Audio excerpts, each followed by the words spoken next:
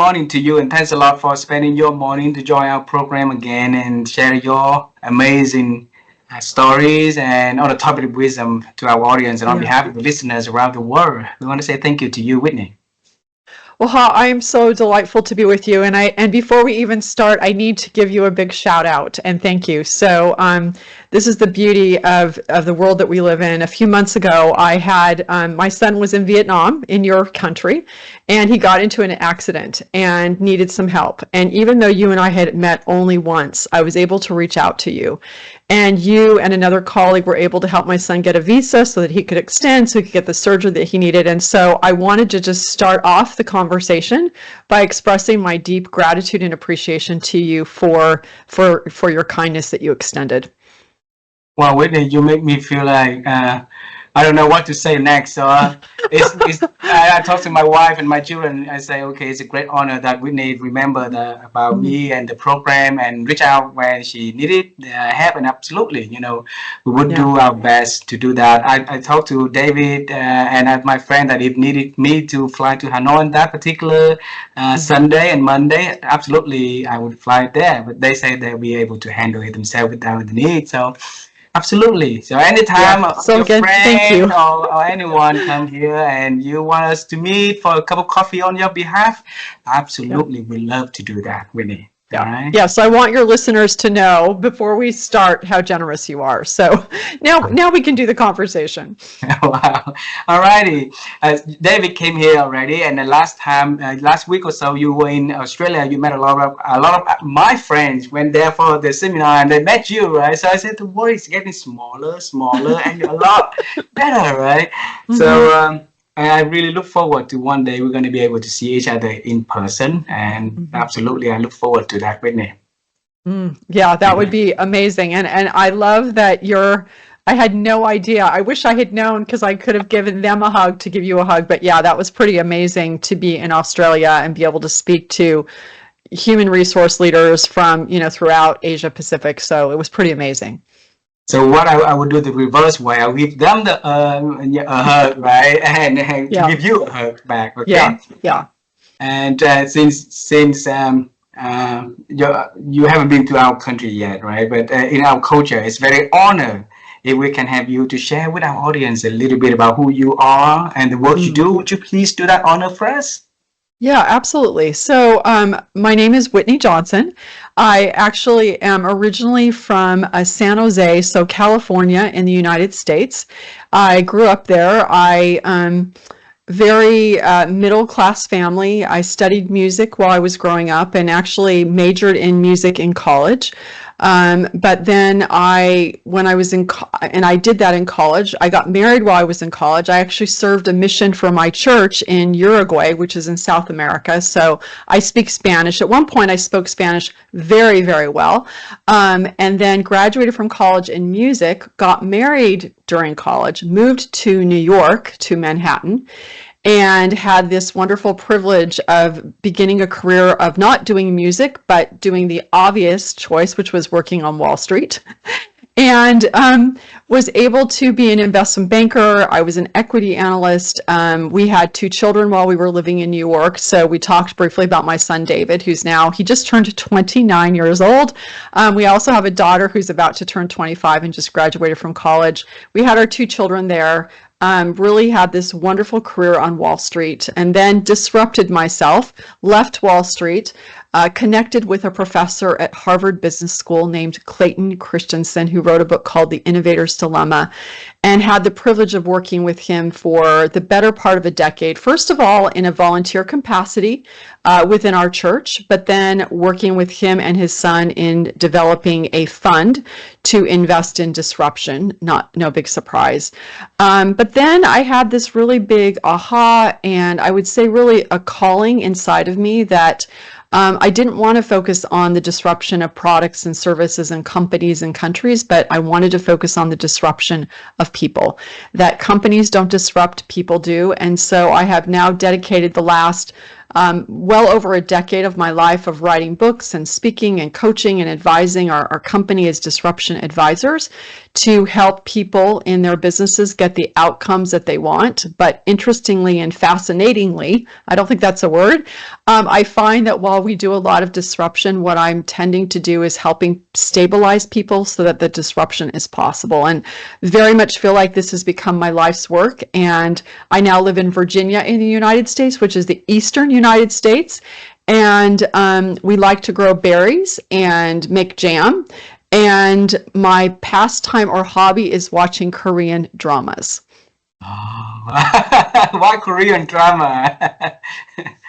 Because during the pandemic, when there was nothing to do, my daughter, who had been a manga and anime fan, said, "Hey, Mom, why don't we watch this Korean drama called Romance is a Bonus Book?" This is like 2020, so 5 years ago now. And I was like, okay, just humoring her because she wanted to watch it.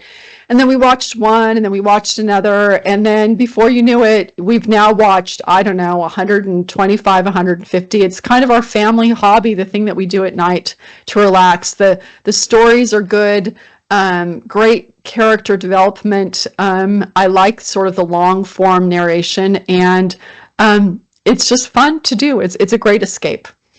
So what change has it made to you and your family? Ah, that's a great question. I thought, I remember a couple of things. One is that we like to have something that we can do that we just sort of in the evening, especially my husband and I, my daughter to a lesser extent, but now, she's older, to be able to have something where we can just sort of sit and relax and unplug, and we'll talk a little bit, but then we'll watch something together. And it's just sort of something that we can do together, which is very fun. And we'll talk about it, and oh, I don't like what happened with this character, and sort of a team sport. But the other thing that I noticed, and this was probably early on, is that I remember watching one drama in particular called Mr. Sunshine. I think it was produced in 2018.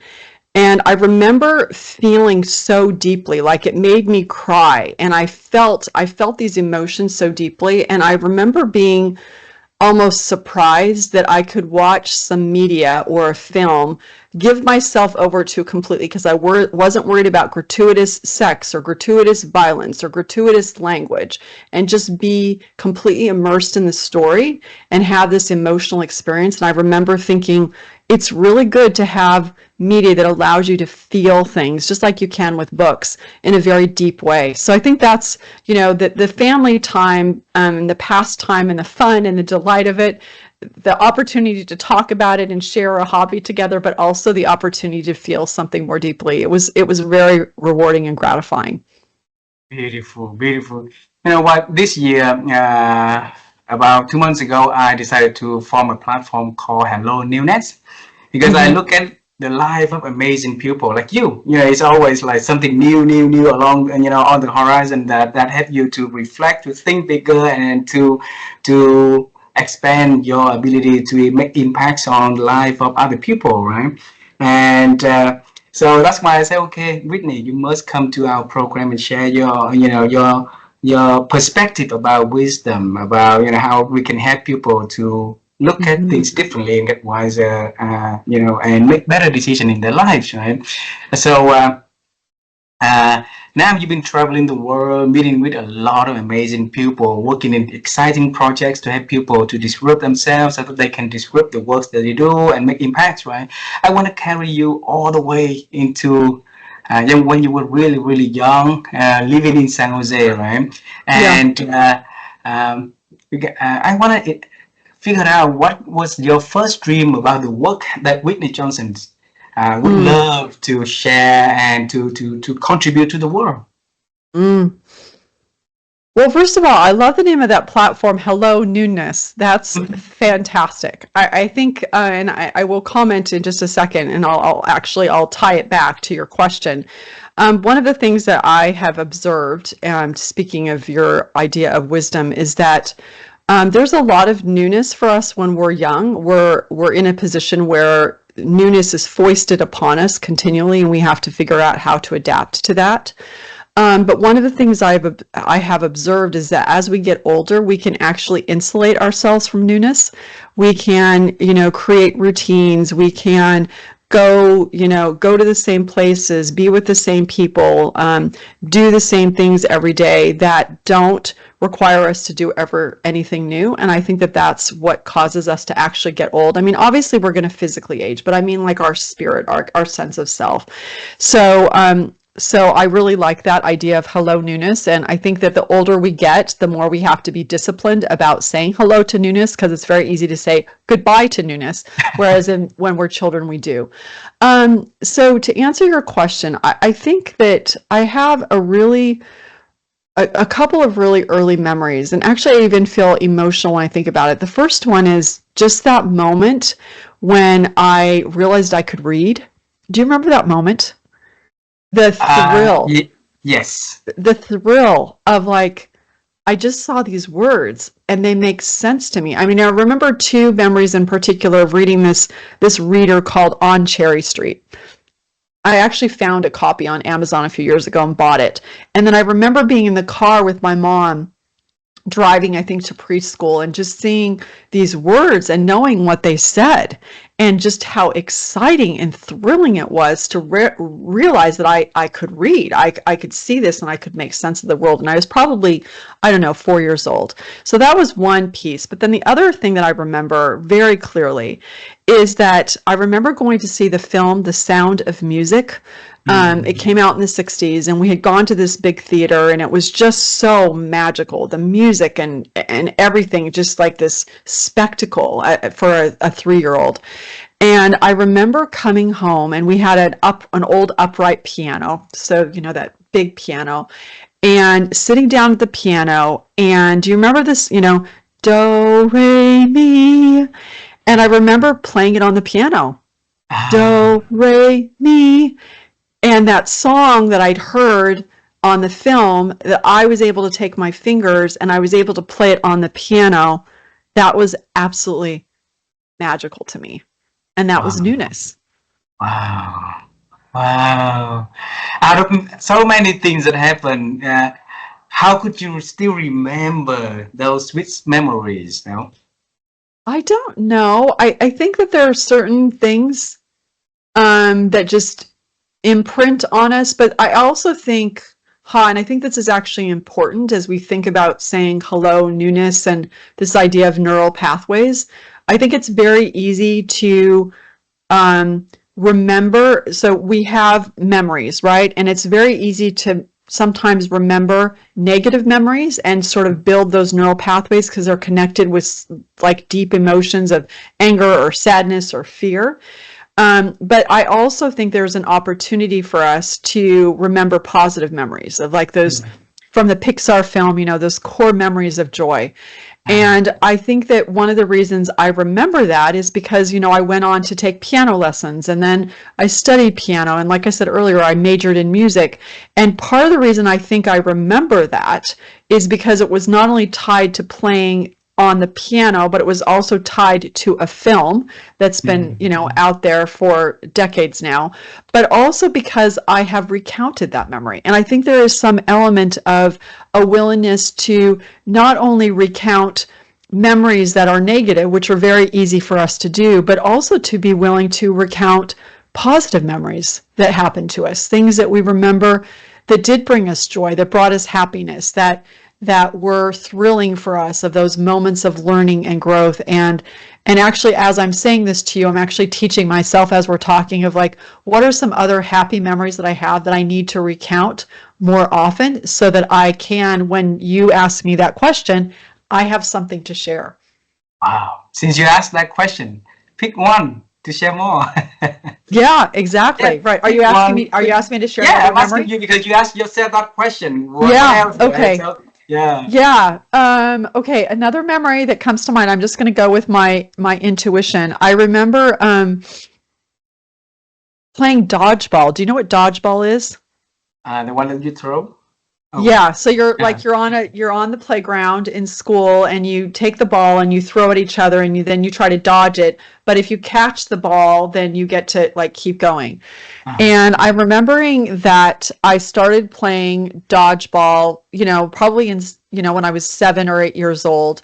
And this was at a time where girls didn't really play sports. Like, it's very common now for girls play sports, right? It's very, very common.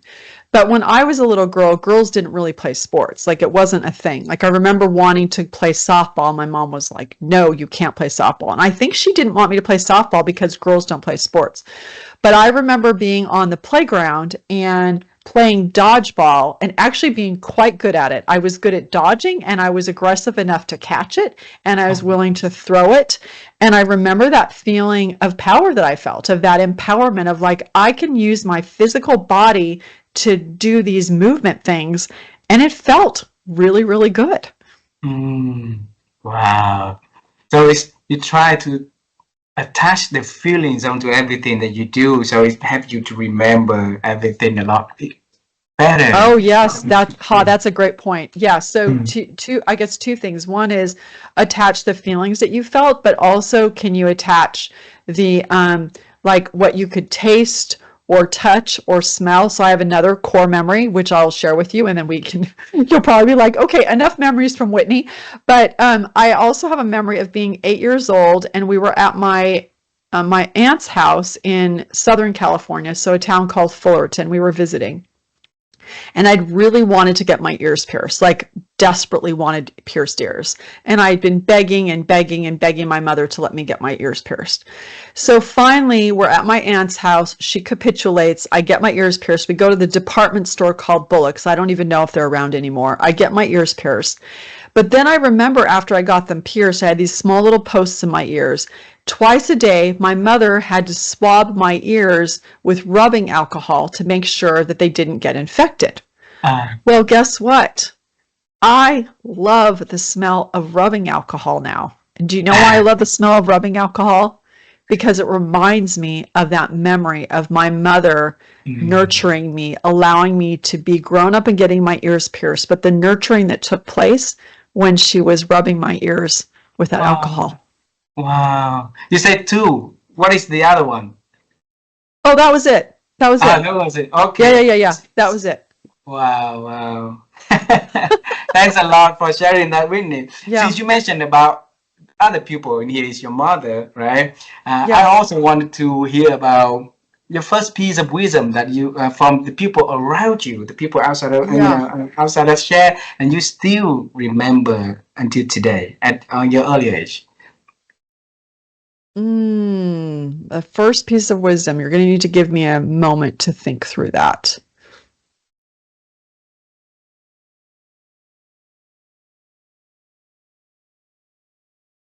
Okay, I'm going to go with um, something that happened when I was 16 or 17 in high school. And I don't know if I would say it was wisdom, but it also was a salve for I was feeling really sad at this point. Actually, let me back up and then I'll fast forward. So I remember I was 13 years old. I had this teacher, an English teacher. Her name was Mrs. Erickson, and she was so difficult as an English teacher. She was kind of a little bit, she was much older. I mean, she had been old enough to be my grandmother, kind of crotchety. She was really hard. Everybody was afraid of her. But I loved that class because she kind of helped me sort of stretch my intellectual chops. But I remember in that class, I wrote an essay for that class on not just beauty is on the outside, but beauty is on the inside. For some reason, I remember that. And I think it's because when you're 13 years old, you're going through puberty and you're having this experience of people aren't looking at you as this like cute little thing anymore. You're like coming into, and are people looking at you? Do they like you for who you are? Are they just looking at how you look and all those things? So I think that memory is in my head. But then I remember being 17 and we were, prior to college, you get scholarships and, you get this award and that award and the other award. And I remember having this conversation because I had a classmate that was winning lots of awards and I wasn't, I was sort of runner up for a lot of these awards. And I was feeling really sad. And interestingly enough, one of the school counselors, who happened to be the father of a boy that I had liked a lot a couple years ago, who'd been my boyfriend, but we weren't, dating anymore. But he came over to me and he just said something to me around the fact of, Whitney, something along the lines of, what matters, sometimes what you have or who you are isn't obvious to everybody, so don't be discouraged. Wow. So he's basically affirming me and saying, I see you. I see that you didn't get all these awards. I see that this other person did. I see that you're probably feeling bad, but I see you. And so I don't know if that's actually wisdom, but I guess it is wisdom because I still hold it in my heart. And I still have this idea of, how can you? We're so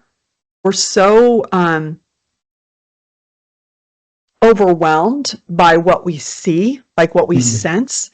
And are we able to look beneath that? And, I think about the biblical wisdom, and I don't remember if I think it's biblical wisdom of like King David, and they were like looking for the next king, and they were like looking at all the different sons, and then they're like, this person's really handsome, and this person's really strong, and they're like, this son, and then this son, and this son, and then this son, and then this son, and they finally said, are there any more sons?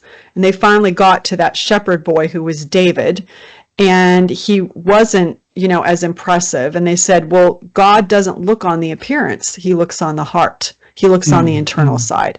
So I'm carrying that theme through of that essay that I wrote when I was 13, and then that conversation that I had with this school counselor of saying, it's not just what you see, it's what's inside, and then that biblical story. And so that has been a piece of wisdom for me throughout my life, and it's so difficult to do, is how do I look past what I see, or look past the accolades to who this person is? What are they like? And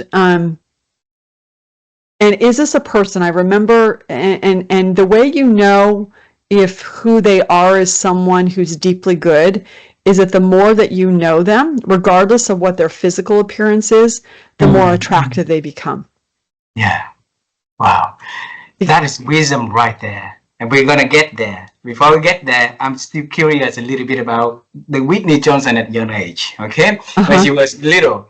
Because it seems like to me that when you were young, you were a little girl with a lot of questions, a lot of emotion, a lot of feelings running inside of you. So was that influenced by nature or by nurture, or, who's in the family that have that That's a good question. Yeah, it's a great question. I think in most instances it's both, right? I think it's always a combination of nature and nurture. I don't think it's ever just one or the other. It's interesting. I was just talking to my mother the other day, who's 88 years old, aging, and, very, in that place of life of like, sort of, she's going to die pretty soon, right? I mean, she's 88. And she was telling me that she was deeply empathic, and I hadn't known that about her really. But I think I also pick up on emotions of other people. I think many people do. So I think there's that element of it. I happen to be the oldest child, so probably picking up on. So that's sort of the nurture piece. But I also think that there is a nature piece. Like if I look at Strengths Finders, so have you done Strengths Finders? I did, yes. Yeah. My number one strength is relator. Wow. Right. So that would make sense, right? My number one strength is picking up on that sense of other people. So I think there is some element of that is just nature and who I am, but then probably the surroundings of being the oldest child, probably the fact that I'm a female, right? So culturally and socially, that's going to be nurtured for a female more than it would be a male historically. So I think I think it's a combination of the two. I think that would be for most people, that there is some nature and nurture involved in how people evolve and who they come to be. Absolutely, absolutely. Thanks, Whitney. So now we are going to talk about wisdom. Okay, and Okay. before we go expand on that topic, I want to go with the very basic first. So, in your own word, how do you define wisdom? Hmm. In my own words, how do I define wisdom? I would define it as the wise use, and you're going to tell me, you're going to ask me to do this more, but that's okay. I'll start here. The wise use of knowledge, of being able to take something that is clinical or a fact and being able to deploy it in a way or understand it in a way that makes meaning for yourself and people around you. And so it moves from being this fact or something that is inanimate in a way and turns it into something that's animate and promulgates good in the world. So it's knowledge applied well. Knowledge applied well. See, you start by a very long sentence, and then you end it up by just 3 words. Yep. Knowledge applied well.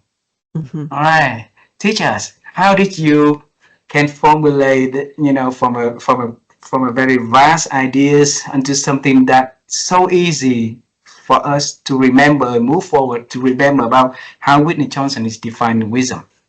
Yeah. I love these questions.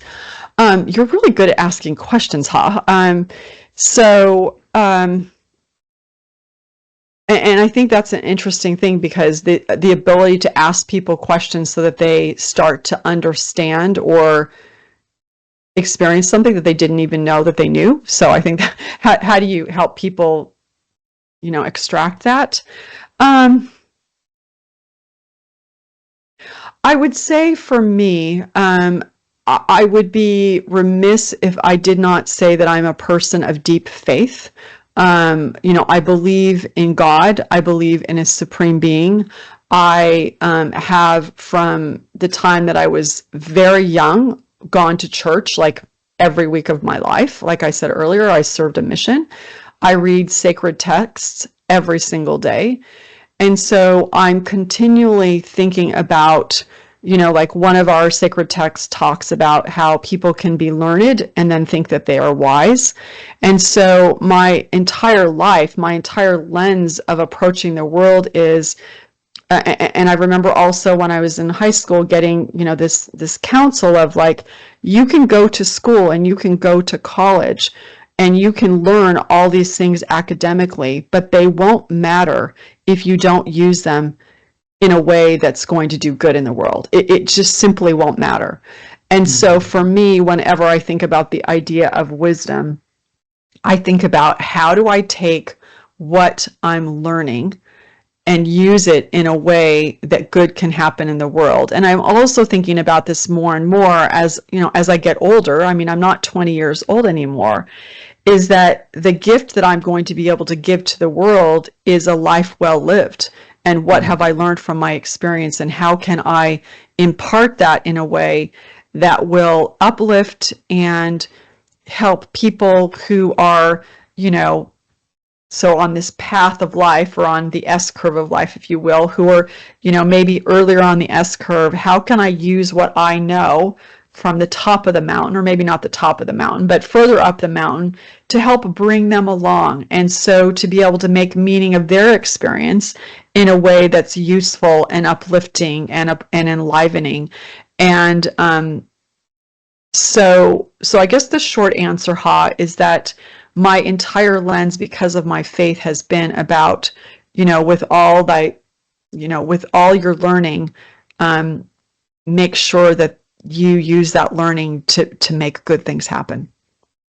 Whitney, when you share, this is what I observe, okay? Your eyes were closed and you smile when you think of other people, and your Uh-huh. hand, your gesture was like when you talk about moving and pulling them into your life or adding value, your mind, you have big smiles on your face then. And that is, like, I'm just curious, what runs into your head when you try to put visual of what you're planning to say, Yeah. and saying it. What's in your head during that period, during that time?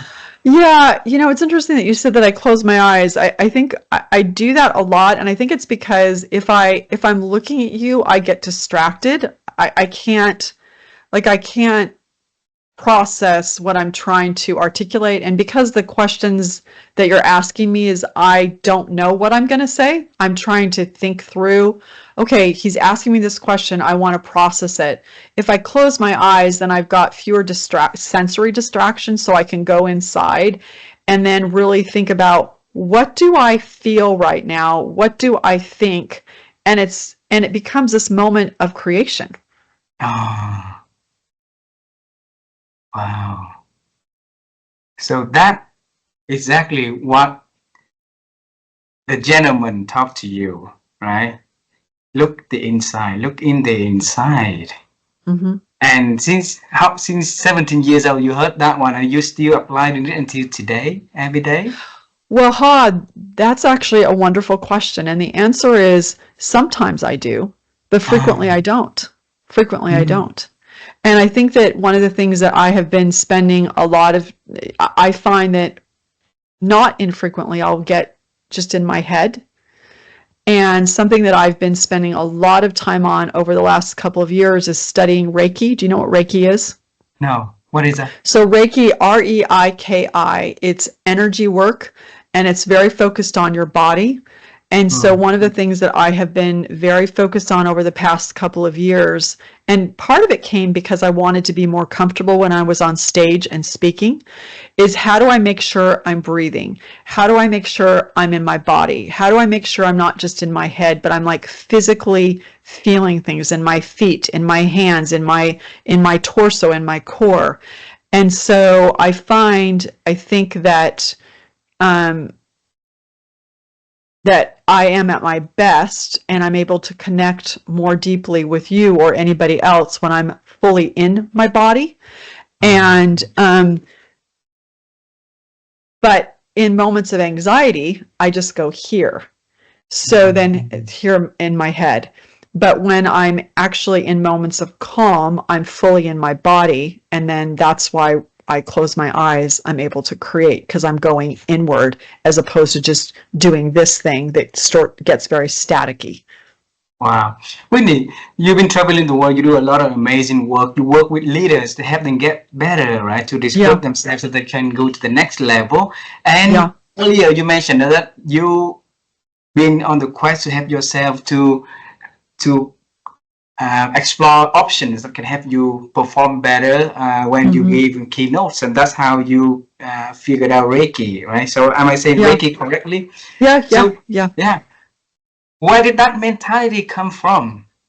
Oh, you mean the Yeah, drive the to improve? mindset, the drive to become excellent. Yeah, Yeah. that I think is definitely nature. I think that's nature. I think that's partly so. First of all, let me back up. So my last book, Smart Growth, which you can see sitting behind me, I the very first thing and I say in that book is growth is our default setting, and I absolutely believe that 110%. You think about if you look at how our brains are wired, they are wired to grow and change. Look at any 2-year-old, there's no 2-year-old on the planet ever that didn't say, I don't want to walk. Like they want to walk. They don't want to crawl forever. They want to walk. So growth is our default setting. So I think that there is that in us. I also think that for whatever reason, there is something deep inside of me that if I am not growing and progressing, and again, this is scientifically true. If you're not growing, you're dying. But there is something inside of me that I must make progress. I just must. And my husband and children will be like, yeah, Whitney's like this, mom's like this. It's just always that inside of me, I want to be a better person. I want to get better at my craft, but I also, more importantly, want to be a better human. And one of my aspirations is on the day that I die, and I don't believe that when I die, it's the end. I do believe that there are things afterwards. But on the day that I die, I am the happiest I've ever been in my life. I want to keep getting happier as I get older. Wow. Wow. Isn't that something that everybody wants, right? We So do. We yeah, do, but it doesn't happen always. yeah, it doesn't happen. So this topic is about wisdom, Mm-hmm. and we want those who want to be happy in their lives, right? Want on the Right. deathbed, and maybe the happiest day in their life, right? Uh, to go into that directions from what they've been doing now, because a lot of things that we're doing now, we want to contribute our best to the world, but leading us to somewhere that may be in different direction for us that we want to be in the future, right? Yeah. So what do we need to watch, if we want to get To do older, that. wiser? Yeah. Yeah. So I I think it's very big, but I also think it's very small. Mhm. So I think that, to be the person that we want to be, we need to have there's something about this conversation that I'm feeling quite emotional, not in a bad way, but in a good way. Like I'm feeling this deeply, so I thank you for that. Um, I think that we have this grand ambition of who we can be and our possibility. And so we have that in our we hold that in our mind, we hold that in our heart, we hold that in our body. But then I think that I'm a big proponent of 5% better, 1% better. I know James Clear popularized that idea of 1% better.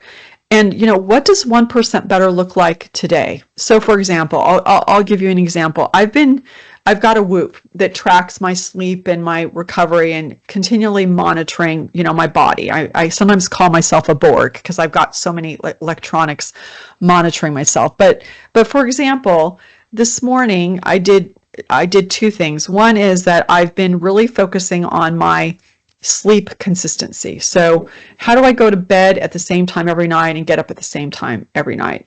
So so this morning though I did that, which I was really happy about. But then it said, you're not doing any strength training. And I was like, oh, okay, I'm not. But I didn't decide when I said the strength training that I was going to suddenly go to the gym for a half an hour every day for the rest of my life and lift weights, because that's not realistic. Again, we're Mhm. building new neural pathways, really small neural pathways. So I asked the Whoop, well, what's something I could do for 2 minutes when I finish my walk?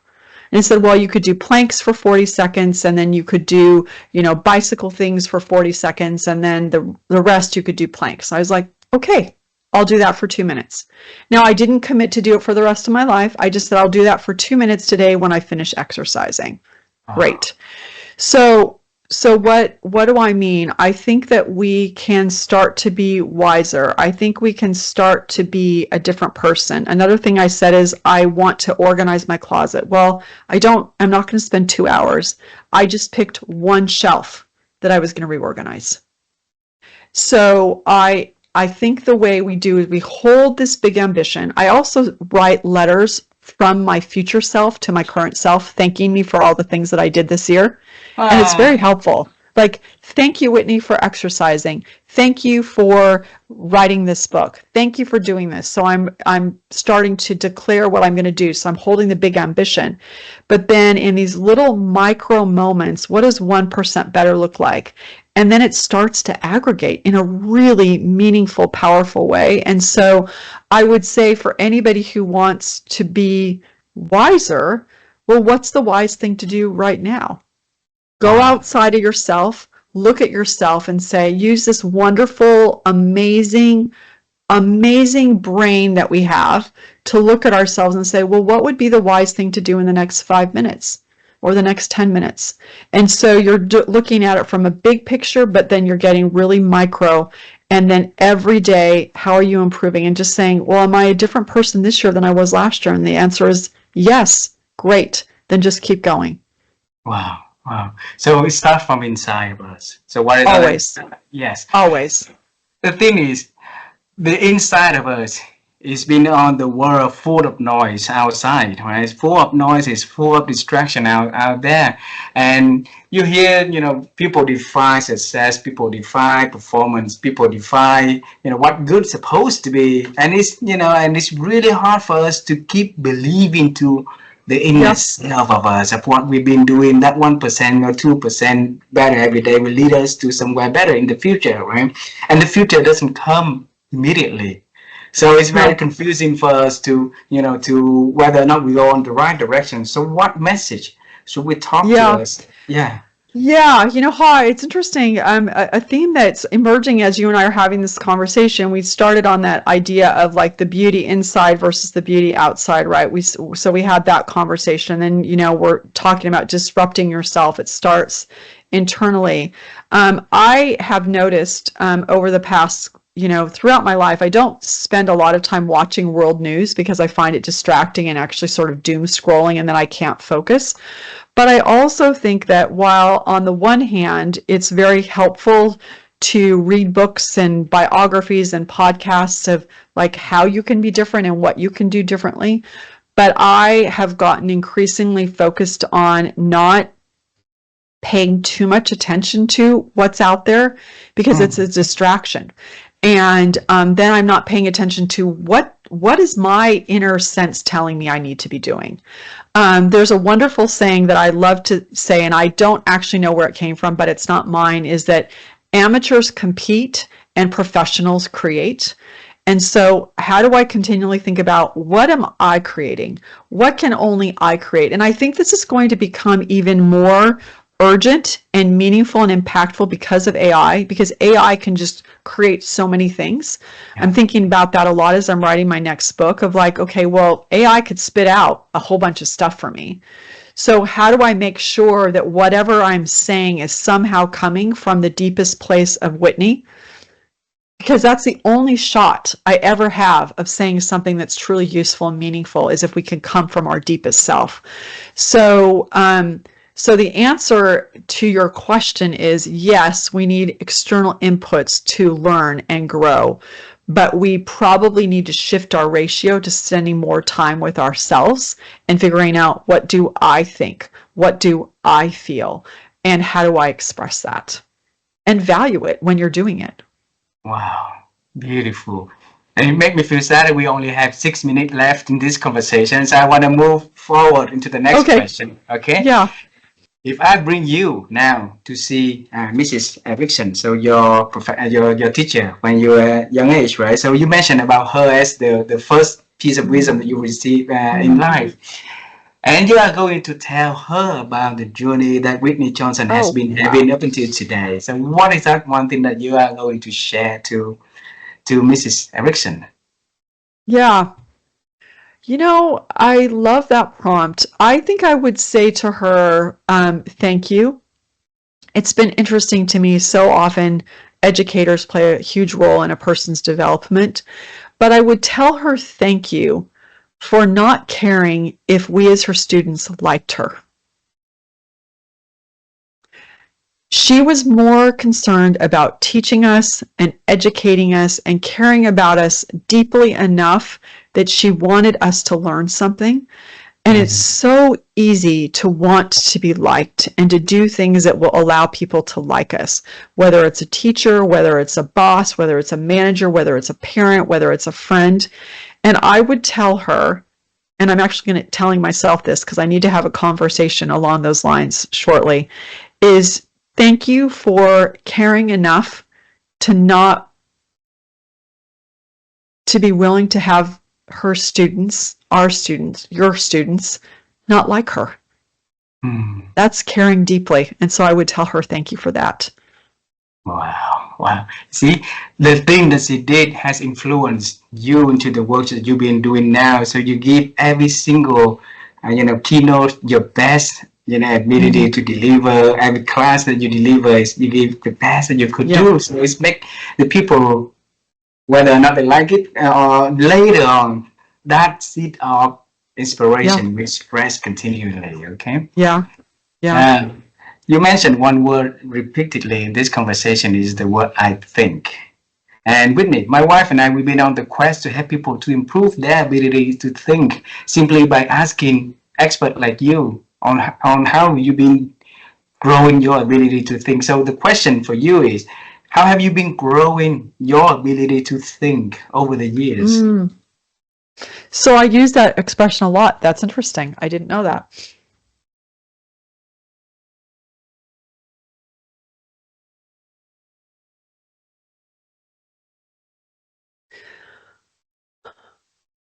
I read lots of books. As you know, I had a podcast for about 8 years, so interviewed a lot of people. I journal frequently. I pray. So I look to make meaning of the experience that I'm having.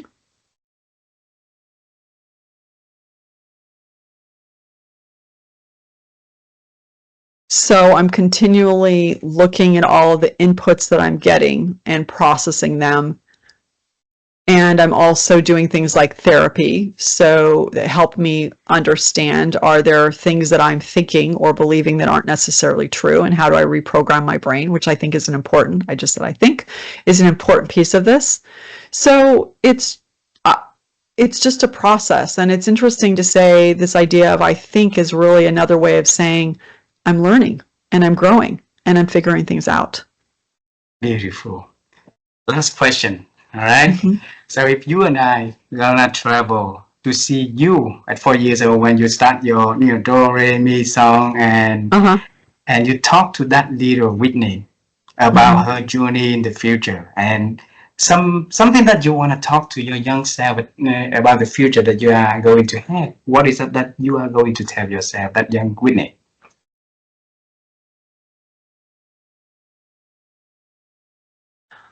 It's interesting. A few years ago, I would have said, don't be afraid. But I want to now amend that. And I want to say, this is a wonderful world, and be in a place of continual wonder. Wow. Because that's a big change. I said the last question, give me 1 minute more, okay? Why is that shifting? There's a difference between when to be in a place of don't be afraid, and there is sometimes room and space and need to say to a person, don't be afraid. There is room for that, and sometimes that is needful. But if you stay in that place of don't being afraid, then you stay in a place of survival. And so how do you flip from that place of don't be afraid to, okay, you are safe. Now that you're safe, go out and wonder and recognize how wonderful the world is. And it's a flip from scarcity to abundance, is a flip from it's dangerous to it's wonderful. And yes, you need to be safe. So this isn't being foolhardy. It's just that willingness to say, I can see what's not going right in the world, but let me also focus on all the things that are going right. And it's back to what we said at the very, very beginning of our conversation. How do I make sure that I am imprinting and locking in not only the memories that might be negative, but more importantly, how do I make sure I'm locking in all the positive memories, those memories of joy, those memories of happiness, those memories of connection, those memories of self-efficacy, those memories of feeling fully present and alive. Wow. It's like a deposit to the bank, emotional banks. So deposit more of the positive feelings so that we can withdraw whenever we want to use in our life, right? Really, such a wonderful conversations, and I learned a lot from this one, and I'm so happy to see that you're also having a good time reflecting and thinking, and thank you so much for spending your morning joining and sharing your wisdom to the world, and I look forward to see you in person one day soon. Okay.